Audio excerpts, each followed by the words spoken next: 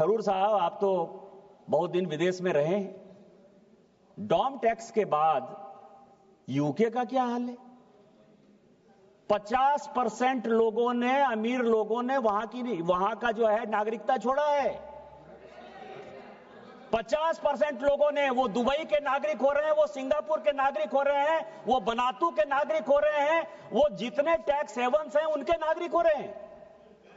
America में पिछले 15 साल में क्या हुआ? बाइडेन के राज में पिछले 4 साल में लगभग 22%, जो अमेरिका कहता था कि हम पूरी दुनिया को अब दिशा देते हैं और सभी अमेरिका आना चाहते हैं, 22% लोगों ने वहां की नागरिकता छोड़ी है। 22%।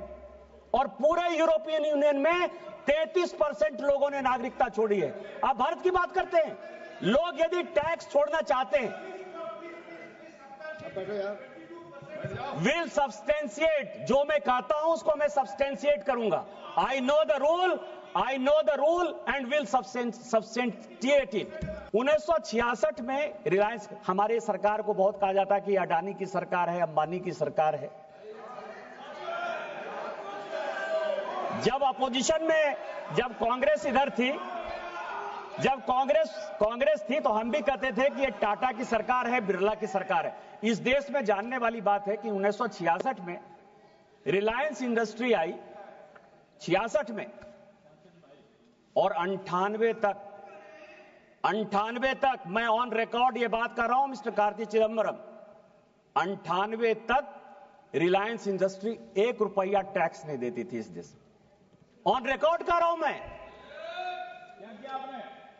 87 में उनको परेशान करने के लिए माननीय Rajiv Gandhi ji minimum alternative tax mat लगाया 1987 में, और 88 में उसका इंप्लीमेंटेशन रोक दिया। 88 में बेनामी ट्रांजैक्शन एक्ट लाया राजीव गांधी जी ने, 88 में। इस देश को जानने वाली बात है, बेनामी ट्रांजैक्शन एक्ट, बेनामी प्रॉपर्टी को रोकने के लिए उसका रूल जो है माननीय अध्यक्ष महोदया, उसका रूल जो है 2011 तक नहीं बना, 2011 तक नहीं बना। और उसके बाद पूछा गया कि whether the central bureau of investigation has not taken this case seriously, यह क्वेश्चन पूछा गया, और उसका जवाब आप ही की सरकार, आपने कहा कि हां यह बात सही है कि 87, 88 से लेकर 93, 94 तक इनकम टैक्स डिपार्टमेंट ने विन चड्ढा के ऊपर, हिंदुजाज के ऊपर, एसके भटनागर के ऊपर, यह बड़ा केस है, और इसके ऊपर जो है इनकम टैक्स ने बताया कि उन्होंने इलीगल तरीके से बोफोर्स के जो किकबैक आए थे उसमें से पैसे नहीं दिए, वो आज भी पेंडिंग। और दूसरा, आपने उसी के आगे कहा कि हम सब कुछ जानते हैं कि इसमें बोफोर्स के पैसे आए, बिन चड्ढा को पैसे गए, बिन चड्ढा का ये आपका उत्तर है, इसीलिए मैं इसको, कार्ति जी मैं आप बताएं तो मैं इसको प्लेस ही कर दूंगा क्योंकि वो ऑन रिकॉर्ड है। लेकिन वो आप कह रहे हैं कि इसके बावजूद भी जितने एक्यूज थे बोफोर्स के, इंक्लूडिंग कोथरोची, हमने सबको क्लीन चिट देके बाहर कर दिया सीबीआई में। ये आपका जवाब है। आप हमारे ऊपर चार्ज लगा रहे हो कि 48 लाख करोड़ रुपया कहां गया, 43 लाख करोड़ रुपया कहां गया, और इसी तरह के नोशनल टैक्स लगाकर या नोशनल बातें बताकर आप मुझे परेशान करना चाहते हो, इस सरकार को परेशान करना चाहते हो, सरकार के नीतियों को परेशान करना चाहते हो, और इस देश को जो कि हम वर्ल्ड की नंबर 3 इकोनॉमी बनाना चाहते हैं उसके लिए जो है आप परेशान कर रहे हैं। 13-14 में जब ये लोग जा रहे थे, 5 लाख करोड़ रेवेन्यू फॉरगॉन सारे बिजनेसमैन को किया।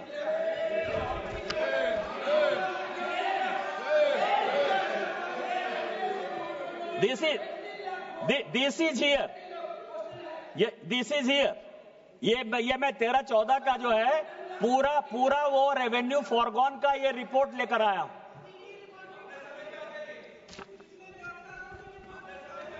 तो मैं ये कह रहा हूं कि अध्यक्ष महोदया, इन लोगों को इस बजट में कुछ चीजें दिखाई नहीं देती। मैं केवल तो आपको आईना दिखा रहा हूं, मैं और कुछ नहीं बोलूंगा। मैं तो संजय की तरह सारी बातें जो है बता रहा हूं। यदि आप सुनना चाहते हैं तो सुनिए, नहीं सुनना चाहते हैं मैं क्या करूं। सभापति महोदया, जब कॉर्पोरेट टैक्स घट गया, अब आप समझिए मुझे लगता है कि यहाँ प्रियंका जी बैठी हुई हैं, राहुल जी और प्रियंका जी को इन लोगों को क्लास दिलवाना चाहिए फाइनेंस के बारे में।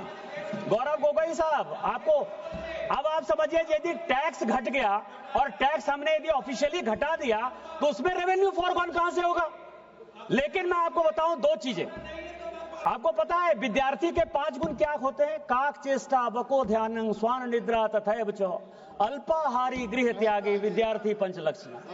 जब ये 5 चीज आप में होगा ना तो आप सीखोगे। यदि 5 चीज नहीं होगा, कौवे की तरह चेष्टा होनी चाहिए, काक चेष्टा, बको ध्यानम, बगुला की तरह ध्यान होना चाहिए, स्वान निद्रा, कुत्ते की तरह जो है नींद होनी चाहिए, अल्पाहारी, कम खाना चाहिए, और गृह त्यागी, घर छोड़ के मतलब पूरा दिन रात जो है बिजनेस मतलब अपने क्षेत्र के जनता के बीच में लगोगे तो उसके बाद समझ पाओगे। यदि ये 5 गुण नहीं होगा तो नहीं सीख पाओगे आप। अभी कहा गया कि जीएसटी रैशनल होना चाहिए। मुझे लगा, शशि थरूर साहब का सम्मान करता हूं, बहुत पढ़ते लिखते हैं, लेकिन मुझे लगता है कि शायद नई किताब लिख रहे होंगे तो फाइनेंस बिल थोड़ा कम पढ़ पाए। हो सकता है। Their deepest needs and aspirations, and sadly, we're yet to see one in this bill. Thank you, Madam Chairman, and Jai Hind. माननीय डॉक्टर निशिकांत दुबे जी। धन्यवाद सभापति महोदय। मैं इस देश के प्रधानमंत्री माननीय मोदी जी और इस देश के वित्त मंत्री निर्मला सीतारामन जी का शुक्रगुजार हूं कि पूरी दुनिया वित्त के मामले में कराह रही है। अमेरिका हो, यूरोप हो, यूके हो, पूरे दुनिया की इकोनॉमी हिली हुई है। सभी जगह करंट अकाउंट डेफिसिट का मामला चल रहा है। इवन अमेरिका जैसे देश में भी ट्रंप यदि टैरिफ की बात कर रहे हैं या कह रहे हैं कि बराबरी का टैरिफ हम पूरी दुनिया में लगाएंगे, इसका कारण यह है कि यूएस जो अपने आप को वर्ल्ड का नंबर 1 हमेशा मानता है, मानता रहता है, उसकी इकोनॉमी हिली हुई। लेकिन पूरी दुनिया भारत की तरफ देख रही है, चाहे आईएमएफ का रिपोर्ट हो, चाहे वर्ल्ड बैंक का रिपोर्ट हो,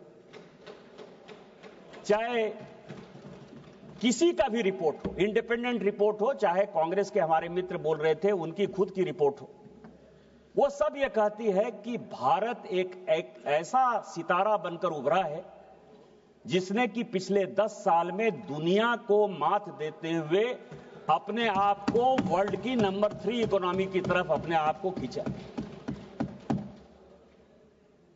2014 तक, और ये पूरे सदन को जानने वाली बात है कि 2014 तक भारत की इकोनॉमी केवल और केवल 2 लाख करोड़ की थी, 2 लाख करोड़ डॉलर की थी। आज वो 10 साल में 4.5 लाख करोड़ डॉलर की है। ये पूरे सदन को और पूरे देश को जानने वाली बात है कि केवल जो है 2 ट्रिलियन डॉलर की इकोनॉमी 2014 तक, 70 साल में आपने इस देश को 2 ट्रिलियन डॉलर की इकोनॉमी दी और हमने 10 साल में उसको लगभग 4 साढ़े 4 करोड़ ट्रिलियन डॉलर में जो है पहुंचा दिया है। क्या है, क्या है? आपको दिखना नहीं आता, नहीं देखे। अभी कई एक लोगों ने कहा कि 35% जो यहां के अमीर आदमी हैं उन्होंने अपनी नागरिकता बदल ली, किसी देश में चले गए। थरूर साहब, आप तो बहुत दिन विदेश में रहे हैं। डॉम टैक्स के बाद यूके का क्या हाल है? 50% लोगों ने, अमीर लोगों ने वहां का जो है नागरिकता छोड़ा है। 50% लोगों ने, वो दुबई के नागरिक हो रहे हैं, वो सिंगापुर के नागरिक हो रहे हैं, वो बनातू के नागरिक हो रहे हैं, वो जितने टैक्स हेवंस हैं उनके नागरिक हो रहे हैं। अमेरिका में पिछले 15 साल में क्या हुआ? बाइडेन के राज में पिछले 4 साल में लगभग 22%, जो अमेरिका कहता था कि हम पूरी दुनिया को अब दिशा देते हैं और सभी अमेरिका आना चाहते हैं, 22% लोगों ने वहां की नागरिकता छोड़ी है। 22%। और पूरे यूरोपियन यूनियन में 33% लोगों ने नागरिकता छोड़ी है। आप भारत की बात करते हैं। लोग यदि टैक्स छोड़ना चाहते हैं, विल सब्सटेंशिएट, जो मैं कहता हूं उसको मैं सब्सटेंशिएट करूंगा। I know the rule and will substantiate it, so don't worry. ये जो है ये जादूगर का बजट नहीं है, ये मजदूर का बजट है। हम मजदूरी कर रहे हैं। माननीय प्रधानमंत्री जी, पिछले 10 साल से जो, इसीलिए आपने जो कहा कि ये जादूगरी का बजट है, ये जादूगरी का नहीं, ये मजदूरी का बजट है। और जो आप लोग कहते हैं ना, कांग्रेस का क्या है सिद्धांत? कांग्रेस का सिद्धांत है सुखार्थिनो कुतो विद्या नास्ति विद्यार्थिना सुखा। जो सुखी आदमी हैं, जो इनको हरा हरा चीज दिखाई देता है, उनको कभी विद्या नहीं होती। आप लोगों को कभी ज्ञान नहीं होगा मुझे लगता है, क्योंकि आपको मोदी का विरोध करना है। एक पॉइंट एजेंडा है कि सरकार की सभी चीजों का आपको विरोध करना है, और उस विरोध में आपको कोई चीज अच्छा नहीं दिखाई देगा। मैं आपको बता रहा हूं, जब हमारी सरकार बनी 2014 में, टैक्स जीडीपी रेशियो क्या था? टैक्स को आप यदि कैलकुलेट करते हैं पूरी दुनिया में या देश में, तो सबसे पहला होता है कि टैक्स जीडीपी क्या था।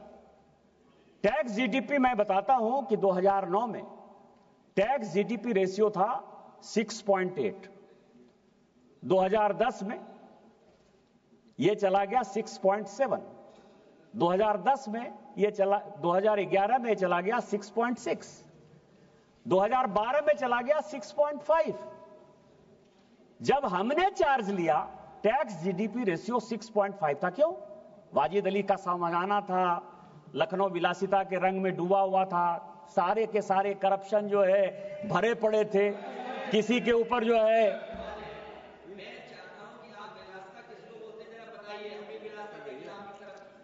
अध्यक्ष महोदय,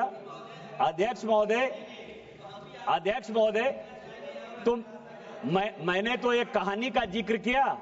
उस कहानी में वाजिद अली शाह लखनऊ के नवाब हुआ करते थे, और उनके ऊपर जो कहानी लिखी गई वो कहा गया कि आज टैक्स जीडीपी रेशियो लगभग 11.7% पर है।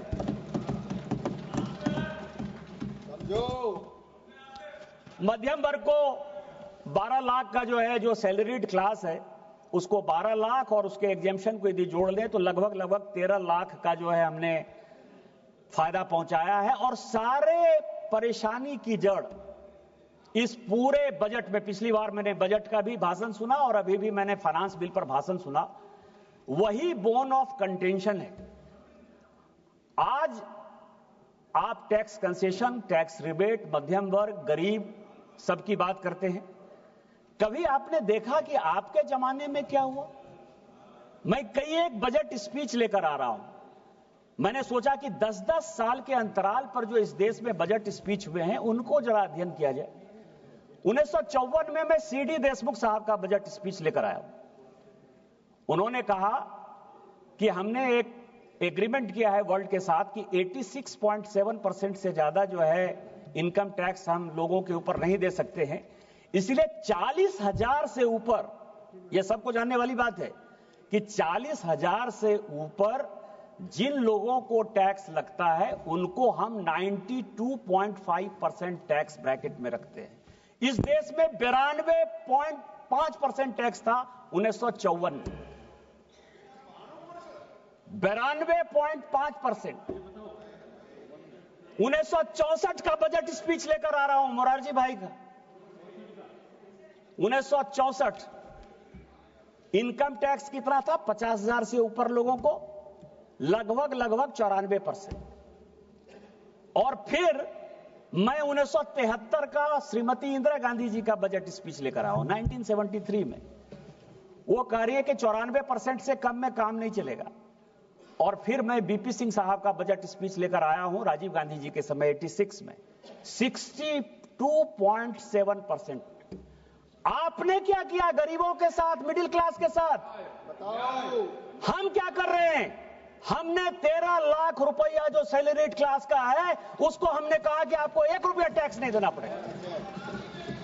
और यदि एक परिवार में 4 लोग हैं, 4 लोग कमाते हैं, यदि हस्बैंड है, वाइफ है, उसके बच्चे हैं, तो लगभग आप समझिए कि 50 लाख से ऊपर किसी को टैक्स नहीं लगेगा।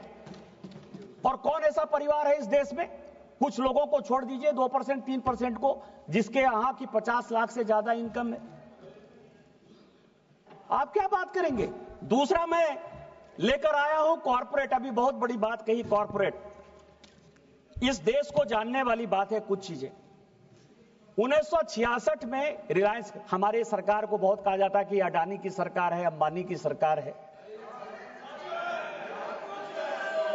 जब अपोजिशन में, जब कांग्रेस इधर थी, जब कांग्रेस थी, तो हम भी कहते थे कि ये टाटा की सरकार है, बिरला की सरकार है। इस देश में जानने वाली बात है कि 1966 में रिलायंस इंडस्ट्री आई, 66 में, और 98 तक मैं ऑन रिकॉर्ड ये बात कर रहा हूं मिस्टर कार्ति चिदंबरम, 98 तक रिलायंस इंडस्ट्री 1 रुपया टैक्स नहीं देती थी इस देश में। ऑन रिकॉर्ड कर रहा हूं मैं। 87 में उनको परेशान करने के लिए माननीय Rajiv Gandhi ji minimum alternative tax mat लगाया 1987 में, और 88 में उसका इंप्लीमेंटेशन रोक दिया। 88 में बेनामी ट्रांजैक्शन एक्ट लाया राजीव गांधी जी ने, 88 में। इस देश को जानने वाली बात है, बेनामी ट्रांजैक्शन एक्ट, बेनामी प्रॉपर्टी को रोकने के लिए उसका रूल जो है माननीय अध्यक्ष महोदया, उसका रूल जो है 2011 तक नहीं बना, 2011 तक नहीं बना। और आप जिस टैक्स की बात कर रहे थे शशि थरूर साहब, ये बात फैक्ट है कि 48 लाख। हाँ बोलिए, मैं बैठ जाता हूं, बोलिए। बजट पेश किया तो नाम नहीं लगा। बोलिए कौन सा पॉइंट है? नहीं, पॉइंट बताइए ना। ये पॉइंट बताएंगे ना। नंबर 2 मैडम 352 स्वर्गीय प्रधानमंत्री पर ये जो आरोप लगा रहे हैं कि एक विशेष कंपनी के मद्देनजर रखते हुए एक सरकारी कानून लाया गया है, ये पूरी तरीके से उनके छवि को धूमिल करने का। माननीय कोई आरोप नहीं लगा रहे निशिकांत जी कोई आरोप नहीं लगा रहे हैं। फैक्चुअल पोजीशन देना कोई आरोप नहीं होता। फैक्चुअल पोजीशन देना कोई आरोप नहीं होता है। ऑन रिकॉर्ड है। देख प्लीज माननीय सदस्य, मैंने ऐसा कुछ होगा तो मैंने सभापति महोदया, मैंने सभापति महोदया कोई आरोप नहीं लगाया। मैंने कहा कि माननीय पूर्व प्रधानमंत्री राजीव गांधी जी, मैं उनका बहुत सम्मान करता हूं और सम्मान करना भी चाहिए, इस देश के प्रधानमंत्री रहे। मैंने कहा कि उन्होंने 1987 में मैट लाया, उसका इंप्लीमेंटेशन रोक दिया। मैंने यह कहा कि 88 में वो बेनामी ट्रांजैक्शन एक्ट लेके आए, और जो कोई भी यहां कानून बनता है उसका एग्जीक्यूटिव ऑर्डर निकलता है, रूल्स निकलता है। 2011 तक ये रूल्स नहीं बना। मैंने तो केवल इतनी बात कही कि जब आप कोई एक्ट बनाते हो तो उसका रूल बनाओगे ना, उसको इंप्लीमेंट करोगे ना। उन्होंने 48 लाख करोड़ की बात की है मैडम। ये जो टैक्स है ये केवल दुनिया को दिखाने के लिए आप टैक्स पे रेट करते हो, और किसी के ऊपर, मैं आपको बताऊं कि उसमें से 48 लाख करोड़ का जो टैक्स बाकी, उसमें 43 लाख करोड़ रुपया जो नोशनल है, जो आपने कहा कि यदि आ जाता तो फिस्कल डेफिसिट कम हो जाता। मिस्टर थरूर, मैं आपको बताऊं, उसमें एक जो बिल है लगभग 1,10,000 करोड़ का हसन अली का। हसन अली कौन था? काशीनाथ टपोरिया कौन था? एक घोड़ा का व्यापार करने वाला आदमी जिसने कि 2007 तक कोई इनकम टैक्स नहीं दिया। 7 में आप उसके यहां रेड करते हो पूना का, और उसके ऊपर जो है चार्ज लगाते हो, और वो टैक्स आप कहते हो कि कभी 74 लाख करोड़ रुपया देना है, कभी कहते हो कि नहीं 1,10,000 करोड़ रुपया देना है। इस तरह से ये जितने टैक्स हैं वो 80 के पहले के हैं। और मैं आपको बताऊं कि उसमें एक टैक्स जो है, अब मैं आपको एक पढ़ के बताता हूं, मैं नहीं बोलना चाहता था, अब आप पढ़ो, सुनो। उसमें से एक टैक्स जो है बिन चड्ढा का भी है, बोफोर्स का है। मैं आपको पढ़ देता हूं, ये क्वेश्चन है, ये क्वेश्चन पूछा गया 25 फरवरी 2011 और क्वेश्चन पूछा, अनस्टार्ट क्वेश्चन है, उसमें यह पूछा गया कि whether the Bofors case is also lying in the income tax tribunal, if so the details thereof and time since when the case is pending along with. और उसके बाद पूछा गया कि whether the central bureau of investigation has not taken this case seriously. यह question पूछा गया और उसका जवाब आप ही की सरकार, आपने कहा कि हां यह बात सही है कि 87, 88 से लेकर 93, 94 तक इनकम टैक्स डिपार्टमेंट ने विन चड्ढा के ऊपर, हिंदुजाज के ऊपर, एसके भटनागर के ऊपर, यह बड़ा केस है, और इसके ऊपर जो है इनकम टैक्स ने बताया कि उन्होंने इलीगल तरीके से बोफोर्स के जो किकबैक आए थे उसमें से पैसे नहीं दिए, वो आज भी पेंडिंग है। और दूसरा, आपने उसी के आगे कहा कि हम सब कुछ जानते हैं कि इसमें बोफोर्स के पैसे आए, बिन चड्ढा को पैसे गए, बिन चड्ढा का, ये आपका उत्तर है, इसीलिए मैं इसको, कार्ति जी मैं आप बताएं तो मैं इसको प्लेस ही कर दूंगा क्योंकि वो ऑन रिकॉर्ड है।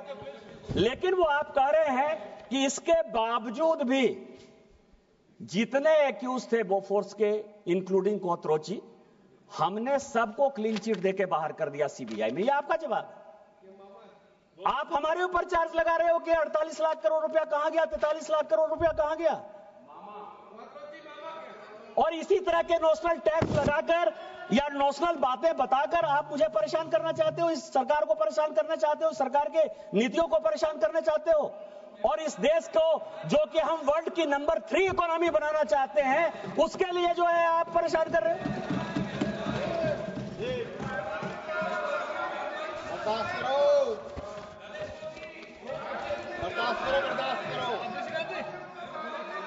जी जी, ये भर्तरी माता साहब कुछ बोल रहे हैं। इन चढ़ा के प्रॉपर्टी को नीलाम करके पैसा ट्रेजरी को लाया, इसके आगे भी कहानी है, बताइए।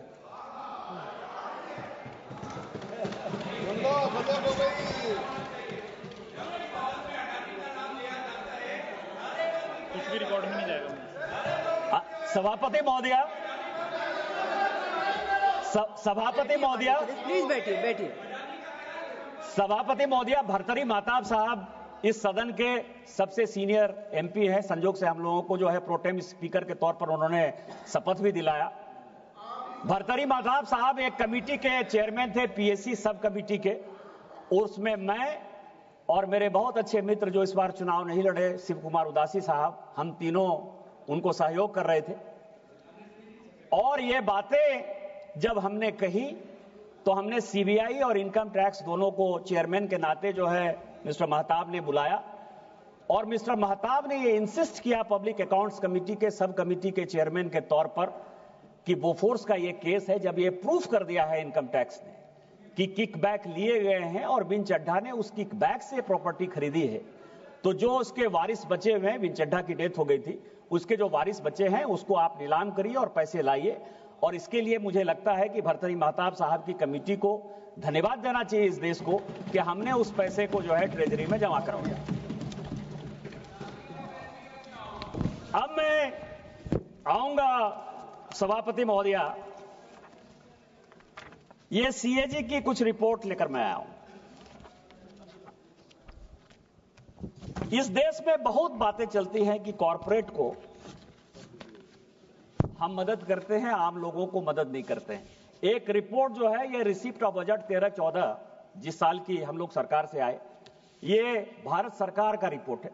भारत सरकार जो क्या होता था कि जब मैं पहली बार एमपी बनकर आया, यहां तो हमसे बहुत सीनियर लोग हैं, एक चैप्टर जो है, एक बुक हम लोगों को मिलता था रेवेन्यू फॉरगॉन का, कॉर्पोरेट को कैसे फायदा पहुंचाया जाता था, ये मैं आपको बताऊं। और ये सीएजी की रिपोर्ट जो मैं कह रहा हूं, ये सीएजी की रिपोर्ट जो लेके आया हूं मैं, वो ये दिखा रहा है कि इस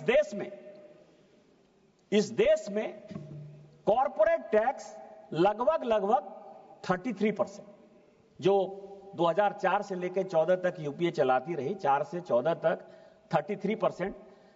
सेस की बात की अभी मिस्टर थरूर ने, तो सेस को यदि मान लेंगे तो टोटल वो टैक्स बढ़ता था 38.9 के आसपास। सीएजी कह रहा है कि 10 साल में किसी भी कॉरपोरेट ने उसने 400, इस देश के 400, ये 13-14 की रिपोर्ट है, 400 बड़े इंडस्ट्रियल हाउस का जो है नाम दिया, उसका जो टैक्स था वो केवल 22.3% था। 22% से ज्यादा कॉरपोरेट ने कभी इस देश में टैक्स ही नहीं दिया 2014 तक। हमने क्या टैक्स दिया? हमसे आपने कभी 40% वसूला, कभी 30% वसूला, कभी 25% वसूला। 3 लाख 4 लाख के बाद जो है, जो गरीब आदमी है वो भी टैक्स देना शुरू कर दिया। कभी अपने गिरेबान में झांके हैं? और ये आपका रिसिप्ट है, रेवेन्यू फॉरगॉन का एक पेपर आता था, हम सभी ने इसको पढ़ा। जब बजट पेपर तो उस वक्त आता था, अब तो डिजिटल कर दिया है ओम बिरला साहब ने। उसने ये कहा अंतिम में 13-14 में जब ये लोग जा रहे थे, 5 लाख करोड़ रेवेन्यू फॉरगॉन सारे बिजनेसमैन को किया।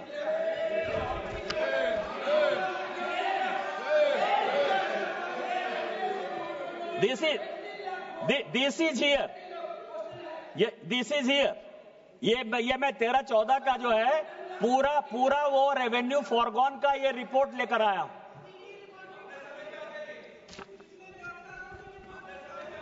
तो मैं ये कह रहा हूं कि अध्यक्ष महोदया, इन लोगों को इस बजट में कुछ चीजें दिखाई नहीं देती। मैं केवल तो आपको आईना दिखा रहा हूं, मैं और कुछ नहीं बोलूं। मैं तो संजय की तरह सारी बातें जो है बता रहा हूं। यदि आप सुनना चाहते हैं तो सुनिए, नहीं सुनना चाहते हैं मैं क्या करूं। अब रोजगार की बात कर रहे हैं कि इस बजट में रोजगार के लिए क्या क्या है। आप लोग सबसे ज्यादा चिंता जो है उसी पर कर रहे हैं। मैं रोजगार पर ही आता हूं। इंटरनेशनल फाइनेंसिंग सर्विस सेंटर, इसके ऊपर हमने जो है बहुत ज्यादा ध्यान दिया। उसके टैक्स के कंसेशन के बारे में, जिससे कि नए स्टार्टअप्स खड़े हों, नए लोग आए, नई इक्विटी आए, नए डेवलपमेंट हो। कभी आपने इस बजट को पढ़ा है? इलेक्ट्रॉनिक मैन्युफैक्चरिंग दूसरा ऐसा सेक्टर है जिस पर कि यह सरकार इस बजट में, इस फाइनेंस बिल में बहुत कुछ लेकर आई है। और फिर मैं पूरे सदन का और पूरे देश का ध्यान आकर्षित करना चाहता हूं। बहुत बातें होती हैं कि यहां मैन्युफैक्चरिंग नहीं हो रहा है, हम लोग फेल हो रहे हैं, चाइना आगे बढ़ रहा है, ताइवान आगे बढ़ रहा है। चिप्स का सवाल हो, सेमीकंडक्टर का सवाल हो, टेलीफोन का सवाल हो, मोबाइल का सवाल हो। कार्ति जी, आपके लिए 96 में आपके पिताजी 97 में जब वो देवेगौड़ा साहब और इंद्र कुमार गुजराल साहब के साथ मंत्री थे, ITA international telephone agreement, telecom agreement ITA 1 वो साइन कर, और पूरी दुनिया में 194 कंट्री है, अब तो 195 हो गया है। 195 कंट्री में केवल 17 कंट्री सिग्नेटरी थे। बाद में वो बढ़कर 29, इवन चाइना भी उसका सिग्नेटरी नहीं था। चाइना भी उस एग्रीमेंट का पार्ट 2003 में हुआ। और हमने क्या एग्रीमेंट कर लिया? हमने एग्रीमेंट कर लिया कि 2004 तक ये जितने इलेक्ट्रॉनिक्स हैं, टॉयज हैं, हार्डवेयर हैं, सॉफ्टवेयर हैं, चिप्स हैं, सेमीकंडक्टर हैं, कहीं से भी लेके आ जाइए, हम 0 ड्यूटी लेंगे। पूरी कस्टम ड्यूटी एबॉलिश कर दी, ये एग्रीमेंट साइन कर लिया। मैं उस कमेटी का चेयरमैन हूं, मिस्टर थरूर इसके पहले उस कमेटी के चेयरमैन थे, प्रताप राज यादव थे। हम लोग लगातार मेहनत कर रहे हैं, लगातार सरकार को कह रहे हैं। मैं शशि थरूर साहब का धन्यवाद दूंगा कि उन्होंने भी इस बात के लिए लगातार कहा कि ITA 1 से भारत को कैसे निकलना है। हम चाहकर भी ITA 1 से बाहर नहीं निकल पा रहे हैं, लेकिन यही इस देश के प्रधानमंत्री थे और निर्मला सीतारामन जी थी कि 2015 से पूरी दुनिया ITA 2 को साइन करने के लिए कह रही है, और हमने कहा कि हम किसी कीमत पर नहीं करेंगे, क्योंकि हमारी मैन्युफैक्चरिंग को बढ़ावा देना है। और जब आप रोपा पेड़ बबूल का आम कहां से हो? आपने जब 0% कस्टम ड्यूटी साइन कर लिया कि उसमें एक्साइज नहीं लगेगा, उसमें कस्टम नहीं लगेगा, इसके बाद क्या हो गया, पूरी की पूरी, इवन जो गणेश जी की प्रतिमा है या जो हम दिवाली में चुलबुलिया बल्ब लगाते हैं वो भी चाइना से आ रहा है। ये सब आपकी देन है। और आप मुझे कहोगे कि हम क्यों नहीं कंपीट कर पा रहे, लेकिन इस बजट में हमने इलेक्ट्रॉनिक्स और मैन्युफैक्चरिंग को बढ़ावा देने के लिए, स्टार्टअप्स को बढ़ावा देने के लिए हमने एक बड़ा कदम उठाया। दूसरा, इस देश में दो चीजें हैं, हाँ लीजिए, समय लीजिए।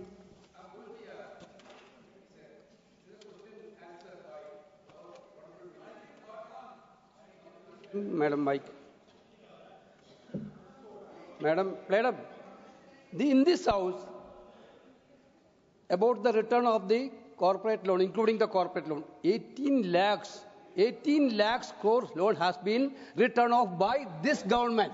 I will build a split up. That is the. You are talking about the UPA period.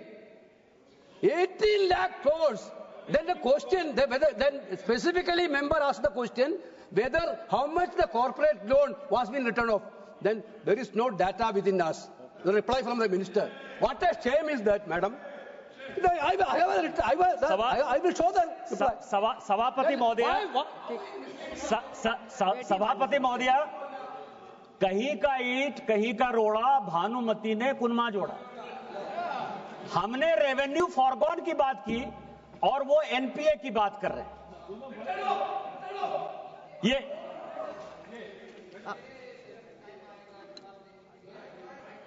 Honorable Member of Parliament, but going on the written off makes me feel a bit worried, because n number of times in this house we have said what is written off as opposed to waive off. Written off is not as if it's a giveaway. We are following up with cases. 1 minute. I've heard you. You should hear me. Madam, I think you should listen. K.C. Venugopal ji, you're a senior member. I heard you. And I'm trying to say I'll answer, but I'll also want to explain it much before my turn comes to answer. Kindly hear. Just patiently hear. So, madam, waive off and written off is something which is going to continue forever in this house, despite any number of answers. But I will certainly answer all over again. First of all, when responding in the name of waive off and written off, when Honorable Member Nishikant Dubey is talking about revenue foregone related matter, they are not counterpoints. That's one thing. This is another. On this, I will certainly give my answer. Nishikant जी, माननीय। यहाँ tax की बात हो रही है, banking की बात नहीं हो रही है। मैं फाइनेंस बिल पर बात कर रहा हूं। और इस देश के बड़े सीनियर नेता हैं वेणुगोपाल साहब, मैं बहुत आदर करता हूं, हमारे पब्लिक अकाउंट्स कमेटी के भी चेयरमैन हैं। रिटर्न ऑफ, बैंक का रिटर्न ऑफ और रेवेन्यू फॉरगॉन, ये दोनों बड़े डिफरेंस है। इसके बारे में डिफरेंस, और उसके बारे में जब वो जवाब देंगी तो जवाब देंगी। लेकिन मैं इतना कह सकता हूं कि कई एक चीजें उसमें फोनो बैंकिंग की है, फोन पर जो बैंकिंग होती थी वो माननीय मोदी जी ने 2014 में रोक दिया है, उसके कारण ये हुआ है। लेकिन मैं आप वो बताएंगे, जवाब देंगे।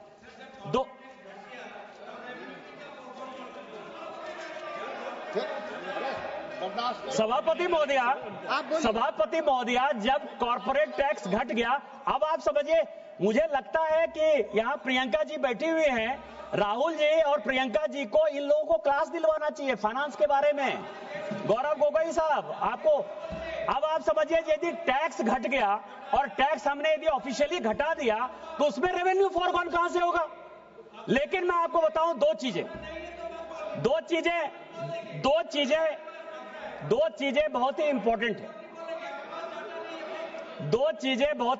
है।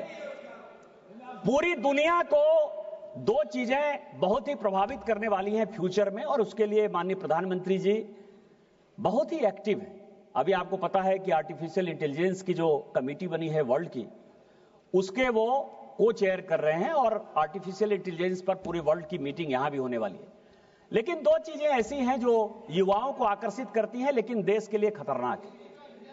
एक है क्रिप्टो करेंसी, और जब आरबीआई के गवर्नर शक्तिकांत दास साहब थे, उन्होंने एक बार कहा कि क्रिप्टो करेंसी जो है ये लीगल टेंडर नहीं है। लेकिन सुप्रीम कोर्ट, हमारे यहां कोर्ट भी बहुत एक्टिव रहती है, जिस बात पर टांग नहीं अड़ाना है उस बात पर टांग अड़ाती है। क्रिप्टो करेंसी ने जो है, क्रिप्टो करेंसी के एक्सचेंज चलते रहेंगे, चीजें करती रहेंगी। आरबीआई के गवर्नर के उस स्टेटमेंट के बाद भी सुप्रीम कोर्ट का एक जजमेंट आ गया, लेकिन उसमें से जो ब्लैक मनी बाहर जा रही थी, या जो इलीगल टेंडर का, लीगल टेंडर नहीं था, इलीगल नहीं कर सकते, लीगल टेंडर नहीं था, लेकिन उसका जो उपयोग हो रहा था, उसके लिए भी इस बजट में और इस बजट के पहले भी, कि क्रिप्टो करेंसी में जो इन्वेस्ट कर रहे हैं, डिजिटल करेंसी में जो इन्वेस्ट कर रहे हैं, उसका एक पोर्शन जो है कटना चाहिए, उस पर टैक्स लगना चाहिए। यह भी इस बजट में प्रावधान है। इसके लिए मैं वित्त मंत्री जी का जो है बधाई देना चाहता हूं, धन्यवाद देना चाहता हूं कि आपने इसको लिया। दूसरा, और ये देश में उस दिन पार्लियामेंट में क्वेश्चन हो रहा था, ऑनलाइन गेमिंग। दो चीजें हैं, ऑनलाइन गेमिंग और ऑनलाइन बेटिंग, और इसमें युवा परेशान। कोई ऐसा गांव नहीं है, कोई ऐसा शहर नहीं है जहां की युवा इससे आत्महत्या करने को मजबूर नहीं है, या मां बाप की जो गाढ़ी कमाई है वो निकालकर जो है उसको बेटिंग में नहीं लगा रहा है। इसमें भी राज्य सरकार का विषय था, केंद्र ने बहुत कुछ करने की कोशिश की, लेकिन फिर सुप्रीम कोर्ट बीच में आ गया और सुप्रीम कोर्ट ने कहा कि बेटिंग अलग चीज है, गेमिंग अलग चीज है, और गेमिंग जो है वो स्किल है, और इसके आधार पर भारत सरकार मजबूर है, बहुत कुछ नहीं कर सकती है। लेकिन अभी जीएसटी की बात कहे कि कहीं दो स्लैब है, हमारे यहां जो है 3-4 स्लैब है। उस स्लैब के पीछे आपने रीजन समझा कि क्या स्लैब है? यदि गरीबों को हमको खाना पहुंचाना है, किसानों को मदद करना है, तो क्या 0% ड्यूटी नहीं होनी चाहिए? लेकिन इस गेमिंग पर भारत सरकार ने क्या किया? पूरी दुनिया जो है पूरे परेशान है इसके कारण से। कई एक लोगों को लगता है कि हमने क्या कर दिया। 28% जीएसटी इस गेमिंग पर लगता है। इसके लिए आप भारत सरकार को नहीं कहेंगे, और इस कारण से जो गेमिंग की एक बड़ी इंडस्ट्री क्रिएट हो रही थी इस देश में, वो तहस नहस हो रही है। और यदि इसी तरह चलता रहा, आप तो कहेंगे ही, आपके यहां तो बड़ा एक है आदमी, दयानिधि साहब, सेंट डियागो सेंट मार्टिन, क्या पता नहीं क्या नाम है उसका, यही काम है, एक कभी 1 लाइन लॉटरी देखता है, 1 डिजिट लॉटरी देखता है, और उसने जो है उसने किसको किसको चंदा दिया? इस चंदा को जो है उसने चंदा बंगाल में जो है ममता बनर्जी जी की गवर्नमेंट को दिया और आपको दिया इलेक्टोरल बॉन्ड्स में। यही है सेंट मार्टिन, यही है, उसी का फंड लेकर आप यही बात करोगे।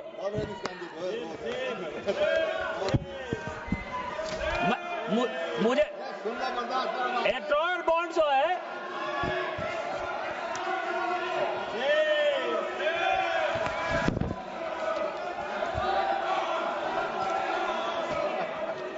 इसके बाद सभापति महोदया, इसके बाद मैं आपको बताऊं कि मैं फिर ये पूरे बजट का सब स्पीच जब पढ़ रहा था, तो मैंने देखा कि जब से ये भारत स्वतंत्र हुआ, मार्केट में यदि किसी के साथ उसका सबसे अच्छा व्यापार या सबसे ज्यादा उसने बिजनेस किया, तो अमेरिका के साथ किया। और शुरू से, मतलब 50 का बजट स्पीच देखिए, 52 का बजट स्पीच देखिए, 54 का देखिए, 64 का देखिए, 73 का देखिए। आज जो स्थिति है कि लग रहा है कि ट्रंप एडमिनिस्ट्रेशन आने के बाद हमारा जो है व्यापार कैसे हो और हम अपने टैरिफ को एडजस्ट कैसे करेंगे। और यही कारण है कि इस बजट में हमने यूरोपियन यूनियन के साथ, यूके के साथ, नए मार्केट्स के साथ, यूएस के साथ, किस तरह के, चाइना के साथ यदि व्यापार कम करना हो, बंद करना हो, वो भी भारत सरकार को करना चाहिए, मेरा व्यक्तिगत सुझाव है। ठीक है ना? और उसके लिए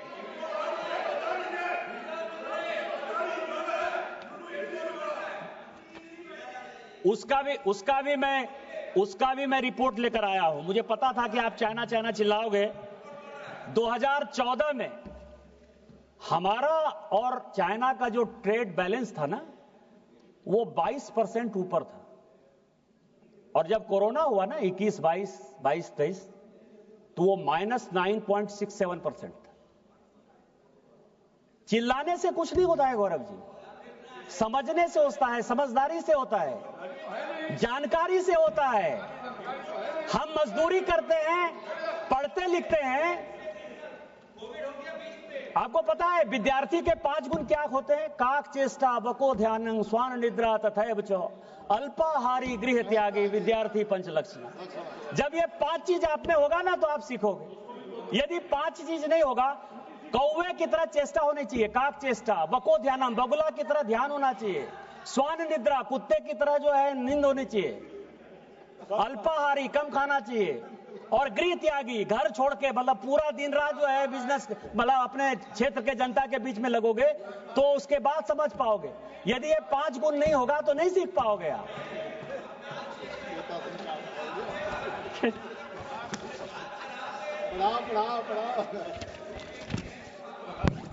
सभापति महोदय, तो मैं आपको बताऊं कि इस बजट में जो है कि किस तरह से टैरिफ हम घटाएं जिसके कारण कि हमारा व्यापार बढ़े। Current account deficit, mister Tharoor आपकी जानकारी के लिए कि इस देश में करंट अकाउंट डेफिसिट केवल एक बार ऐसा था जो कि कम था। हमने ज्यादा जो है एक्सपोर्ट किया था, इंपोर्ट कम हुआ था। वो माननीय वाजपेयी जी की सरकार थी। पूरे इतने भारत के इतने वर्षों के इतिहास में वो केवल एक बार 2004 में था। और उसी को आप थोड़ा सा इंतजार करिए, 2027 के बाद जब हम तीसरी बड़ी इकोनॉमी हो जाएंगे तो थोड़ा सा इंतजार करिए, हम लगातार जो है हमारा करंट अकाउंट डेफिसिट जो है कम होगा। इसके लिए आपको बहुत चिंता करने की आवश्यकता नहीं है। इसके अलावा इस देश में टीबी की बीमारी है, कैंसर की बीमारी है, आयुष्मान भारत का एक बड़ा प्रोग्राम भारत सरकार कर रही है। लेकिन आज भी जेनरिक मेडिसिन को बढ़ावा देने के बाद भी भारत में विदेशों से अच्छे मेडिसिन की आयात की आवश्यकता पड़ती है। और गरीबों को उसमें से कितना कम पैसा देना पड़े, नहीं कि बराबर पैसा देना पड़े, उसके लिए भी भारत सरकार ने इस बजट में 36 ऐसे मेडिसिन हैं जो जीवन रक्षक मेडिसिन है, उस पर जो है टैरिफ हमने कम किया है, जिसके कारण कि आपको माननीय प्रधानमंत्री जी को और माननीय वित्त मंत्री जी को बधाई देनी चाहिए। किसान के लिए मछली पालन, हम जब एक्सपोर्ट करते हैं किसानों की आय दुगनी होनी चाहिए। किसानों की आय की दुगनी में आप पोल्ट्री के लिए, आप फिशरीज के लिए, इसको आप मानोगे कि नहीं मानोगे? दूध के लिए मानोगे कि नहीं मानोगे? लेकिन ऐसे तो नहीं होगा। तो मछली पालन के लिए जिस इक्विपमेंट की आवश्यकता है, जिन चीजों की आवश्यकता है, जिसमें कि हम वर्ल्ड में जो है नंबर 1 एक्सपोर्टर बन पाए मछली पालन के लिए, उसका भी इस बजट में जो है एक बड़ा जिक्र है कि हमने उसकी टैरिफ ड्यूटी को जो है कम किया है। अभी लौट के आई हैं सुनीता विलियम्स। हम भी चंद्रमा पर जाना चाहते हैं, मंगल पर जाना चाहते हैं, हमारा एक प्लान है।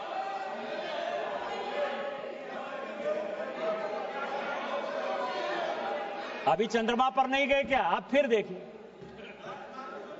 अरे इस देश के वैज्ञानिक के लिए तो कम से कम हल्ला गुल्ला नहीं करो। हम मनुष्य को लेकर चंद्रमा पर जाना चाहते हैं, मंगल पर जाना चाहते हैं।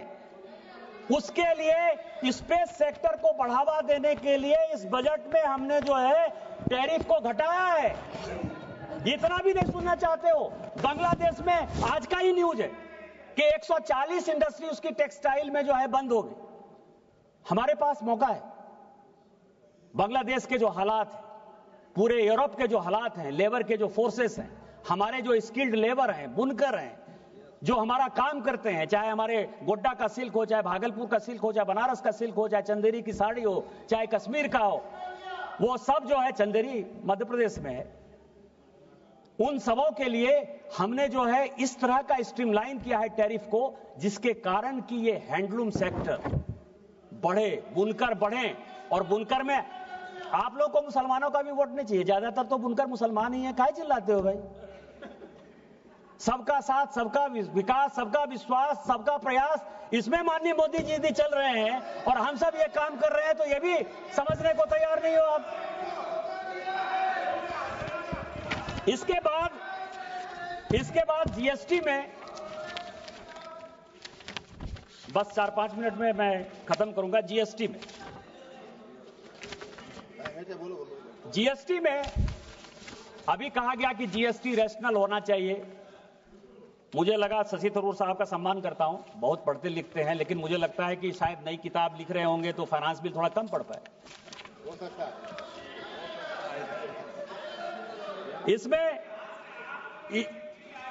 इसमें मैं आपको बताऊं कि पूरे फाइनेंस बिल में amendment in section 2 of CGC act 2017, इसमें हमने क्या रैशनल करने के लिए किया है। दूसरा अमेंडमेंट हमने किया है सेक्शन 12 और 13 में हमने अमेंडमेंट किया है। Amendment in section 17 of GST act 2017, चूंकि बहुत बड़ा अमेंडमेंट है, इसलिए मुझे लगा कि पूरे हाउस को बता दूं, क्योंकि जीएसटी पर सभी लोग चर्चा करते हुए इसकी बात करेंगे। सेक्शन 20 में हमने अमेंड किया है, सेक्शन 34 में हमने अमेंड किया है, सेक्शन 38 में हमने अमेंड किया है, सेक्शन 39 में हमने अमेंड किया है, सेक्शन 107, 112 में हमने किया है, सेक्शन 122 में किया है, सेक्शन 148 में किया है, सेक्शन शेड्यूल 3 में किया है। इतने अमेंडमेंट करने के बाद भी यदि आपको लगता है कि हम लोगों ने इस पर काम नहीं किया, तो मैं आपको क्या कर सकता हूं? मैं इतना ही आपको कह सकता हूं कि माननीय प्रधानमंत्री जी हमेशा कहते हैं कि जिस दिन से चला हूं मेरी मंजिल पर नजर, जिस दिन से चला हूं मेरी मंजिल पर नजर है, आंखों ने कभी मील का पत्थर नहीं देखा। इस नए ऐतिहासिक फाइनेंस बिल के लिए मैं इस देश के प्रधानमंत्री माननीय वित्त मंत्री का शुक्रगुजार हूं कि उन्होंने मध्यम वर्ग के लिए, गांव के लिए, गरीब के लिए, किसान के लिए, सबके लिए एक बड़ा प्रयास किया है। और हम 2027 तक इस दुनिया की तीसरी इकोनॉमी और 2034 से लेकर 40 के बीच में नंबर 2 और नंबर 1 की इकोनॉमी बनेंगे। इसी विश्वास और इसी विकास के साथ जय हिंद, जय भारत।